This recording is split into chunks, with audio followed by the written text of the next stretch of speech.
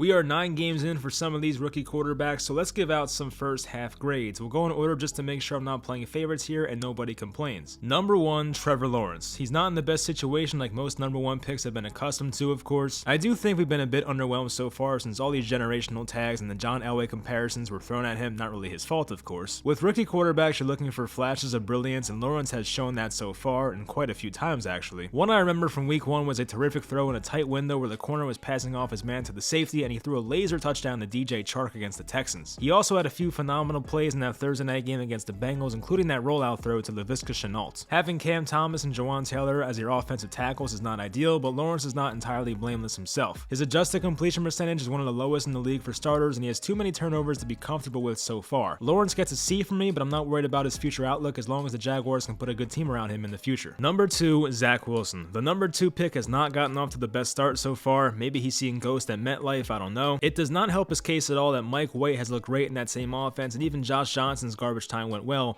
and that man's played for half the teams in the NFL. Truthfully, this injury was probably a good thing for Wilson, as bad as that sounds. Wilson's head coach Robert Saleh already said he has to adapt to a more boring playing style. He most likely said that in order to cut down his turnovers and taking the checkdowns like Mike White does. So basically, if you put Mike White's brain in Zach Wilson's body, it's a pretty damn good quarterback. Watching Mike White on the sidelines, who was the check down god, and giving Ty Johnson and Michael Carter like 30 receptions per game will probably benefit Zach Wilson. Speaking of showing flashes like I mentioned for Lawrence, Wilson has shown quite a few himself. He showed 3 in one game versus the Titans in week 4 where he showed off his incredible arm and ability to make throws outside of the pocket. People overuse this cliche he could make all the throws, but Wilson certainly can. He's definitely gifted. We will see what he learns from this stint on the bench unless Mike White shockingly beats the Bills this week. Maybe we see Wilson next week in the Jets week 11 matchup. I still have to be fair and give him a D so far, but it should get better. Number 3, Trey Lance. The 3rd overall pick has only made 1 start so far. Maybe Kyle Shanahan has trouble saying no to the handsome Jimmy G, who knows. Anyway, Lance did get 1 start at Arizona, and it wasn't a great performance, but it wasn't bad either. He rushed for 89 yards in that game, and San Francisco was in it until the end. Without a fantastic goal line stop by the Cardinals defense, Trey Lance may have been able to beat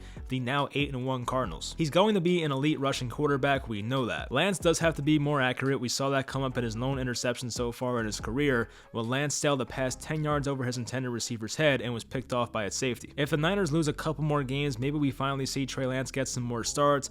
Right now it's hard to fairly grade him, but right now I'll give him a C+ based on what we've seen so far. Number 4, Justin Fields. As the Bears head into their bye and a near upset was almost pulled at Pittsburgh with Fields playing on national TV and having his best game as a pro, I'd say Bears fans are feeling pretty good about Justin Fields at the moment. The Red Rocket, or Red Rifle, whatever you want to go with, is finally out of our lives, but the style of football Justin Fields plays is way more entertaining anyway. Speaking of entertaining, did you guys see that run Justin Fields had against the 49ers a couple weeks ago? Talk about a great athlete. Fields has definitely had his fair share of bad decisions and throws, but as the offense opened up, we've seen better results. Ever since Matt Nagy missed that game a couple weeks ago with COVID, Fields has a 64% completion percentage and 87 quarterback rating in his past 2 games. The Bears will probably come up short of the playoffs this year, but I'd love to see what Fields can do with a better head coach and play caller. Based on the inconsistencies and him ruining Allen Robinson for fantasy football, we'll give him a C, but he's definitely trending upwards right now, don't worry. Number 5, Mac Jones. Michael McCorkle Jones has started every game for the Patriots so far. He may look like a poor man's Tom Brady in this offense so far, but that's alright. Hard to be Tom Brady when you're barely 23 years old, I'll say that. Patriots fans should be satisfied with how quickly he picked up this offense and how cool he looks under pressure. He does play a more boring style of football compared to the rest of this class, but boring is sometimes a good thing. At least that's what I like to believe as a boring person myself. Anyway, with Mac Jones, it depends on how the offensive line protects and the separation his receivers get. I thought Odell Beckham would have been a great fit for that team, but unfortunately that was not the case.